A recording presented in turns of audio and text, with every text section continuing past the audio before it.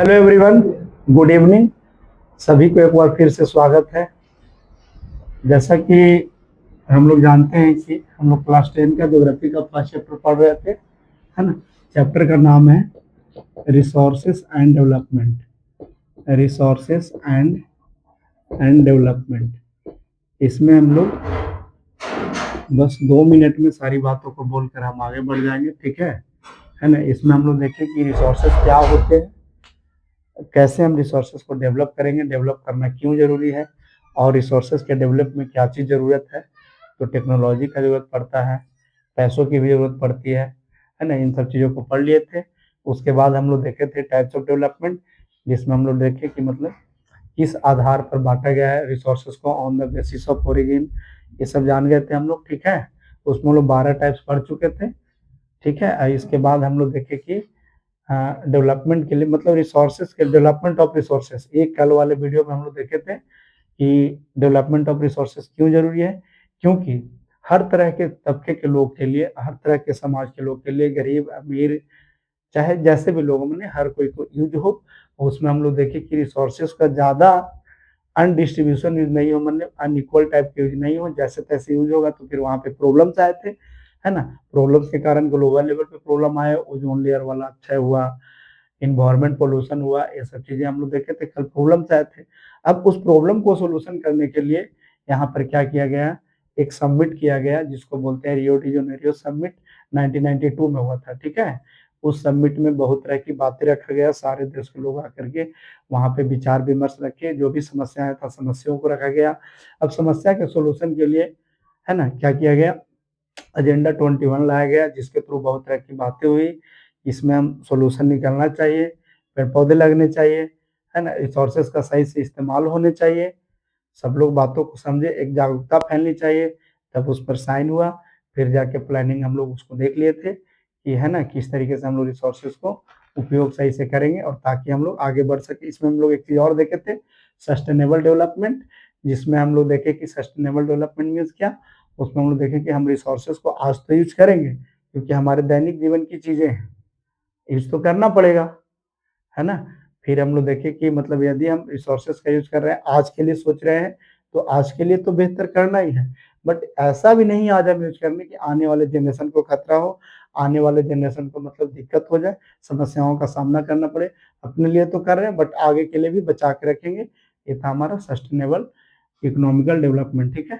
आज के क्लास में हम लोग देखेंगे रिसोर्स प्लानिंग। अब यहाँ पे बात है ना कि देखिए हर चीज में जीवन में कहें हम यदि बात को समझे तो यदि प्लानिंग वे में किया जाए काम ना तो बेहतर होता है ना। हर चीज का एक स्ट्रैटेजी बनाकर चले, एक प्लानिंग के थ्रू चले तो वो लंबा समय तक टिकता है और बहुत ज्यादा ही बेहतरीन होता है, ठीक है। जैसे आप पढ़ाई कर रहे हैं तो उसमें भी आपका एक प्लान वे में हो तो मैंने अच्छी तैयारी हो जाती है, ठीक है। तो यहाँ पर रिसोर्सेज का प्लानिंग करना है।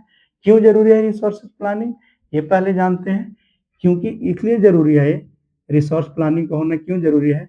यदि हम रिसोर्सेज का प्लानिंग नहीं करेंगे तो फिर जैसे तैसे यूज होगा, है ना, अनइक्वलिटी वाले में यूज हो जाएंगे, अनडिस्टर्बेंस हो जाएगा, ठीक है। तो फिर उसके कारण हम लोग को ही समस्याओं का सामना करना पड़ेगा, ठीक है ना। यानी रिसोर्स प्लानिंग के माध्यम से हम लोग देखेंगे कि हम लोग को unequal and uneven distribution of resources, ताकि हम लोग क्यों करें, क्योंकि अनइक्वल अनइक्वल और एंड अनइवन डिस्ट्रीब्यूशन नहीं हो, अनइवन, ठीक है, डिस्ट्रीब्यूशन से बचने के लिए। जैसे यदि ऐसा होता है तो आप समझिए कि डिस्ट्रीब्यूशन है ना, यहाँ पे यदि हम बात करें, यदि समझें तो यदि ये चीज नहीं होगा तो जहाँ पर जो चीज मिल रहा है, कोयल माइन मान लेते हैं कि कोयला का खदान झारखंड में है, झरिया में है, ठीक है। यदि हम वहाँ के लोग यदि उसको ही करते रहे तो फिर सबको कैसे इक्वली मिलेगा। जरूरत तो सब जगह है ना। इसके लिए हमको क्या करना पड़ेगा, इस समस्या को दूर करने के लिए हमको प्लानिंग करनी पड़ेगी, ठीक है ना। और दूसरा काम क्या हो सकता है इसमें, और क्यों जरूरी है प्लानिंग। पहला काम हो गया कि अनइक्वल डिस्ट्रीब्यूशन नहीं हो, अनइवन डिस्ट्रीब्यूशन नहीं हो, इसके लिए हमको प्लानिंग जरूरी है। दूसरा बात हो सकता है ना कि रिसोर्सेज का बैलेंस करने के लिए, क्या करने के लिए, बैलेंस रिसोर्सेज, क्या, बैलेंस रिसोर्सेज, रिसोर्स को बैलेंस बनाना है ना, क्योंकि सब जगह तो है नहीं, लेकिन जरूरत तो सबको है, तो हमको बैलेंस करना होगा ना। मान लेते हैं कि मेरे पास संसाधन कम है, आवश्यकताएं ज्यादा हैं, तो फिर उसको हमको बैलेंस करना पड़ता है, ठीक है। है ना। हमारे अनलिमिटेड मतलब क्या है, हमारे अनलिमिटेड इच्छाएं हैं, यानी कहने का मतलब है, ठीक है, और लिमिटेड रिसोर्सेस हैं, यही ना कह सकते हैं। तो लिमिटेड रिसोर्सेस है और अनलिमिटेड हमारी इच्छाएं हैं, यानी वांट्स है। तो उस स्थिति में हमको एक प्लानिंग करना पड़ेगा। तो बैलेंस रिसोर्सेज के लिए प्लानिंग जरूरी है, ठीक है, कि हम रिसोर्सेज को बैलेंस बना सकें, ठीक है। और किस लेवल पर, एट द, कहाँ पर, एट द नेशन, यानी कि राष्ट्र लेवल पर ये जरूरी है, ताकि सबको चीजें मिले, सबको हर चीज का उपयोग हो सके, ठीक है ना। Nation state and regional, nation state, है ना, और रीजनल यानी किसी भी क्षेत्र में, ठीक है। तो कहने का मतलब है रीजनल यानी यहाँ पर हो गया, स्टेट लेवल पर भी हो, नेशन लेवल पर भी हो, यानी राष्ट्र लेवल पर भी हो, मतलब यहाँ पे हम लोग को जरूरत पड़ेगा, ठीक है। और प्लानिंग क्यों जरूरी है, तो यहाँ पे हम लोग देखेंगे कि balance resource planning national states, अच्छा इसमें स्टेट्स भी आ जाएगा, स्टेट लेवल पर भी होना चाहिए, ठीक है। रीजनल लेवल पर हो गया, नेशनल लेवल पर हो गया, ठीक है, और लोकल लेवल पर, एंड लोकल लेवल, है ना, यानी कि गांव गांव तक भी जरूरत पड़ती है, तो उसको हम लोकल लेवल तक कह सकते हैं, ताकि हर एक जगह के लोगों को इस्तेमाल करने में, है ना, लोकल लेवल इज रिक्वायर्ड, है ना, उसको भी जरूरत पड़ेगा, लोकल लेवल पर भी जरूरत पड़ेगा, ठीक है, सॉरी, रिक्वायर्ड, क्लियर है। तो ये हम लोग देखें कि लोकल लेवल इज रिक्वायर्ड, यहाँ पे भी जरूरत पड़ेगा। तो हम लोग यहाँ पे जाने अभी कि रिसोर्स प्लानिंग क्यों जरूरत है, वाई, तो अनइक्वल एंड अनइवन डिस्ट्रीब्यूशन से बचने के लिए, रिसोर्सेज को बैलेंस करने के लिए, है ना, देश में, राज्य में, यानी लोकल लेवल पर सब जगह इस्तेमाल हो सही से, सबकी आवश्यकताएं पूरी करने के लिए हम लोग को प्लानिंग करना पड़ा, ठीक है। अब हम लोग देखेंगे कि प्लानिंग के अंतर्गत कितने स्टेप्स हो सकते हैं, ठीक है ना। तो इसके लिए हम लोग रिसोर्स प्लानिंग में, इंडिया में रिसोर्स प्लानिंग के लिए कितने स्टेप से इस्तेमाल किया जाता है, 3 चीजें हैं इसमें, देखिए हम लोग देखते हैं, है ना, 3 चीजों का जरूरत पड़ता है इसमें हम लोग को। पहला हम लोग देख लेते हैं क्या करना पड़ेगा हम लोग को, तो देखिए बताते हैं बस, है ना। यदि आप लोग जितने भी वीडियो हम बना रहे हैं उसको लगातार आप लोग देखते रहें, छोटे छोटे बोर्ड में है, 20 मिनट, 22 मिनट, 25 मिनट ऐसा है, ठीक है, तो आपका इस चैप्टर का अच्छा पकड़ बन जाएगा, ठीक है। और आंसर आप खुद से लिख सकते हैं, रटने की जरूरत नहीं है, ठीक है ना। तो देखिए three steps of resource planning, resource resource planning in India, है ना, resource planning in India, India में 3 स्टेप पर रिसोर्सेज का प्लानिंग किया जाता है, ठीक है। समझिएगा वो क्या स्टेप्स होने चाहिए। तो पहला स्टेप्स हमारा है कि पहले तो पता हो कि मतलब रिसोर्सेस है कहाँ, है ना। पहले तो ये चीज जानकारी हो कि रिसोर्सेस है कहाँ, यानी कह सकते हैं रिसोर्सेस की पहचान, आइडेंटिफाई, है ना, आइडेंटिफाई करें कि इस जगह पर रिसोर्सेस हैं। चूंकि हम बात करें यहाँ पर, देखिए यदि हम अपने स्टेट्स की बात करें, तो यहाँ पर हम बात करें मिनरल वगैरह का, तो बिहार में कम मिलते हैं, बट कम है। उसी की अपेक्षा हम झारखंड का बात करें तो झारखंड में रिसोर्सेस ज्यादा है ना। बिहार में हमारा क्या है, कृषि वगैरह ज्यादा है, ठीक है। तो यहाँ पर अलग अलग है, अनइक्वल है। और प्लानिंग स्ट्रक्चर दूसरा होना चाहिए क्या, पहला आइडेंटिफाइंग, आइडेंटि हाँ, आइडेंटिफाइंग ऑफ रिसोर्सेस, ठीक है। पहला हम आइडेंटिफाई करेंगे, उसको पहचान करेंगे, ठीक है, रिसोर्सेस है कहाँ। यदि रिसोर्सेस का पता चलता है तो फिर हम करेंगे स्ट्रक्चर तैयार करेंगे कि किस तरीके से उसको निकाला जाए, किस तरीके से उसको और इस्तेमाल में लाया जाए। तो उसके लिए एक रोड मैप होने की जरूरत है, रोड मैप की जरूरत पड़ती है, और इसको हम कह सकते हैं प्लानिंग स्ट्रक्चर। क्या स्ट्रक्चर होने चाहिए, ठीक है ना। यहाँ से सवाल बन सकते हैं कि कितने स्टेप्स में हम रिसोर्स का प्लानिंग करेंगे, तो 3 है यहाँ पे, है ना, आइडेंटिफाइंग, प्लानिंग स्ट्रक्चर, और तीसरा हमारा हो जाएगा यहाँ पर क्या, कि सही से उसको हम इस्तेमाल करें, यानी ओवरऑल डेवलपमेंट, है ना, रिसोर्सेज का डेवलपमेंट, ओवरऑल डेवलपमेंट, ठीक है। यानी कहने का मतलब है कि डेवलपमेंट, क्लियर है। देखिए सबसे पहले हम रिसोर्सेज का पहचान कर ले, मान ली पता चलता है हम अभी जहाँ पर भी है वहां पे पता चला कि इस जगह पे रिसोर्सेज है, ठीक है। तो वहां पर जो भी आर्कोलॉजिकल सर्वे है या जो भी उसको पता करते हैं, है ना, तो उनको क्या है वहां पे पता करना होगा कि हाँ वाकई में यहाँ पर है, ठीक है। उसके लिए एक एक रोड मैप तैयार होगा, एक मतलब क्या कहते हैं उसको स्ट्रक्चर बनेगा कि इस तरीके से यहाँ खुदाई होगा, ये चीज निकलेगा, ऐसे ऐसे यहाँ पे प्लांट बनाने पड़ेंगे और वो चीज वहां पर बनेंगे।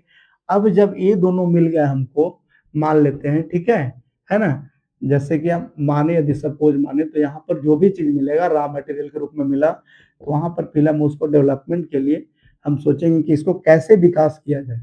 ठीक है, तो इसको विकास के लिए हम पहले ही पढ़ चुके थे, यहाँ पर देखिए लिखा हुआ है रिसोर्सेज एंड डेवलपमेंट।